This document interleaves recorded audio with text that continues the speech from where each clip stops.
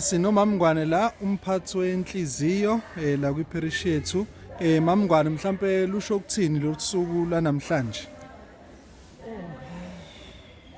Kuyintokozo kakhulu usuku lanamhlanje, ikakhulukazi njengoba singenisa amalunga akade efundela, amanye azobe ekade eqinisa nakade efundela nalandelayo. So siyabonga kakhulu ngoba umsebenzi ubumude, bafunde isikhathi eside, ikakhulukazi laba abakade bezongena abaqiniso nalaba akade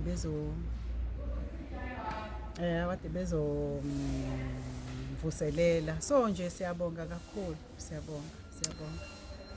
Mubheka nje mhlawumbe indlela izinto ezihambe ngayo namhlanje, mhlawumbe ngokwakho ngathi kuhambe kanjani, mhlawumbe nesibalo samalunga amasha angenile, ikakhulukazi ubheka nje ukuthi sibuya na kwi-COVID and so on, so kubalekile ukugqugquzeleka kwabantu ukuthi ke bayibandakanye ebandleni.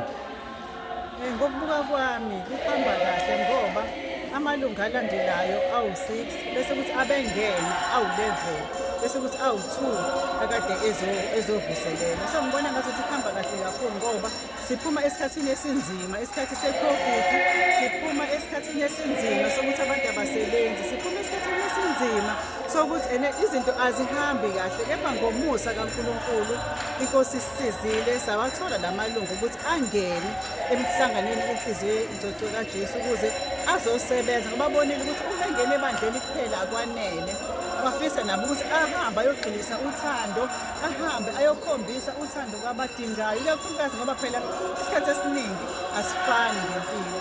So siyabonga nje ukuthi bayibandakanye nomhlangano wenhliziyo, ikhona neminye imihlangano kodwa bakhetha umhlangano wenhliziyo. Siyabonga kakhulu Mama Ngwane, siyabonga.